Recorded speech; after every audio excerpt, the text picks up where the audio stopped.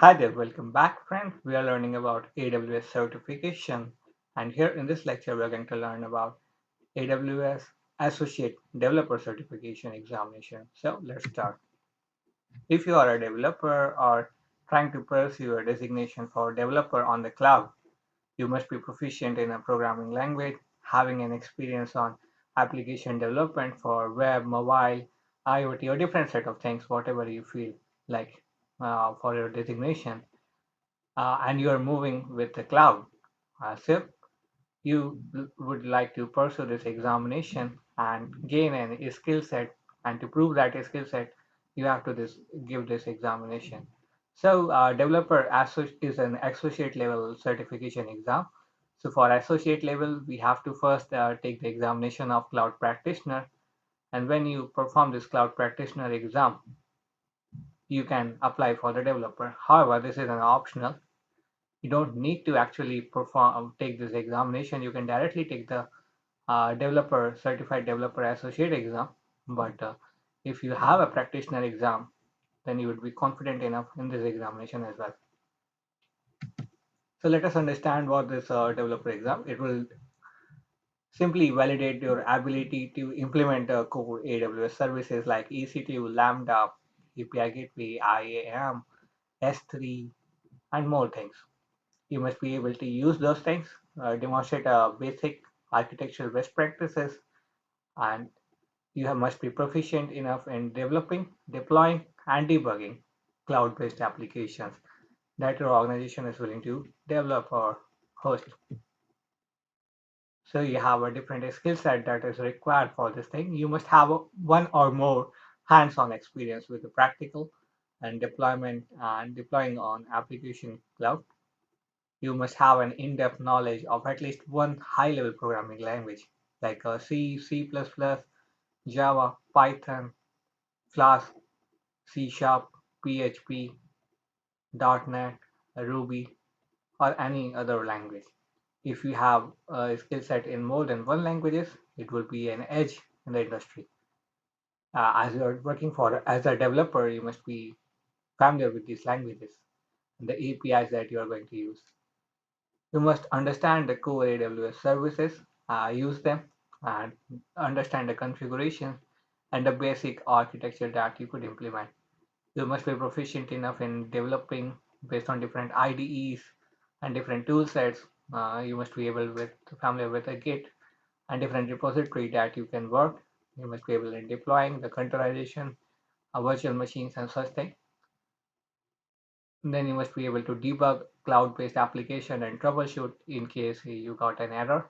You must have an ability to use different set of APIs, the command line interface, and SDK to write applications.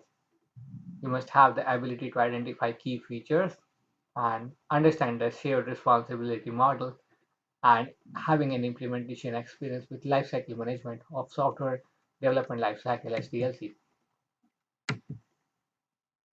Then you also need to prove your ability with CD CI pipeline to code deploy, code commit, and different set of tools that are available on the cloud.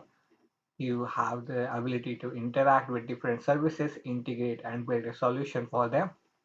You will be able to write code, integrate things, and have a basic understanding of cloud native or on-premise applications.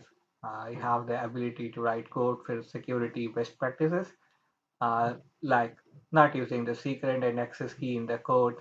Instead of using IAM, you can use that thing. Your code must be foolproof for SQL injection or different set of malicious attacks. You could secure your system. You have the ability to author, maintain, and debug code modules on AWS. You have a proficiency over writing code for serverless applications. You have an understanding for use of containers in the development process and a virtual machine if you have this experience. Then there comes the examination part. It consists of two category of questions. First is multiple choice, which has one correct response and three incorrect responses.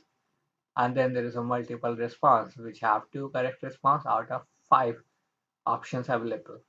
You have to select this, and based on that thing, your marks would be evaluated. There are certain and is code content that are placed just to gather the statistical information about your particular skill set in different domains that will be reflected in the table that will be generated for a marks. There are different questions that are unanswered, and for unanswered question, which is scored as incorrect, and you have to guess because there is no penalty for guessing. So there is this examination is a pass or fail. You have to score a minimum passing marks for 70% for now. It can change over time based on different parameters set by Amazon team. So here is the syllabus. For this examination, we have 5 different domains or sections for which we have different weightage for the examination point of view. For the deployment section, we has a 22% weightage in the examination. The security module consists of 26% weightage. The development with AWS services has the highest weightage, 30%. The refactoring, 10%. Monitoring and troubleshooting, 12%, which is vital. You have to get the skill for development, monitoring, and troubleshooting as well, and securing environment and be able to deploy such things. So it is designated for a developer. So with the deployment section, you would be able to deploy routine codes on AWS using a certain kind of pipeline process, SDLC patterns, be it different models like Agile, Waterfall, or such models.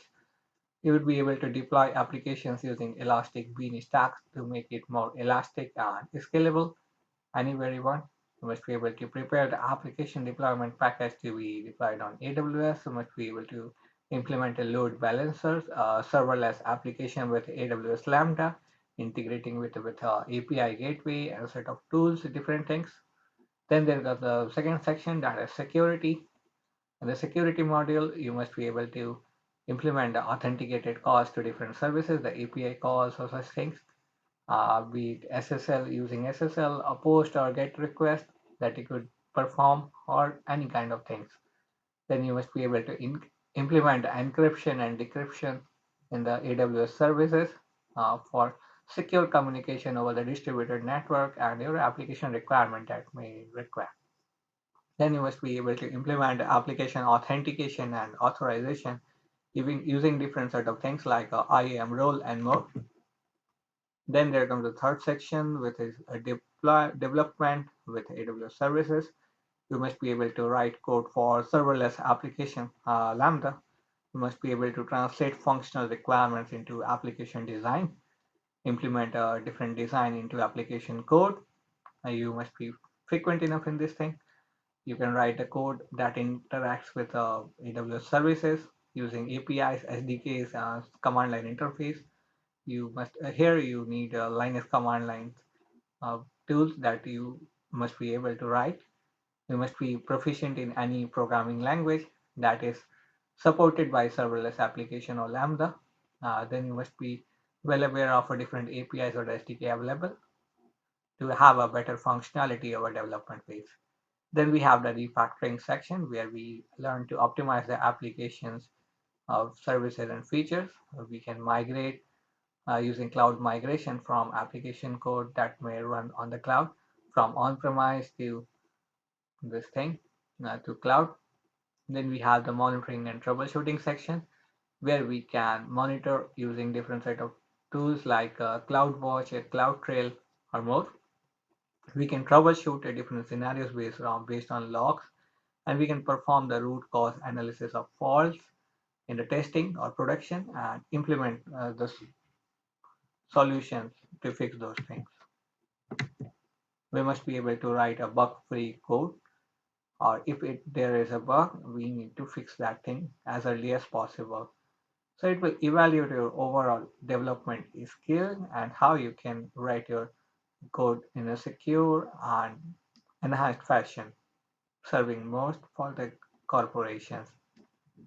A developer job is a very tricky job. You must work hard in order to make your application robust, useful, and secure as well. As you are deploying on the cloud, you have a better skill on the cloud as well. So we are going to learn in the coming lectures. Till then, keep learning and keep moving ahead.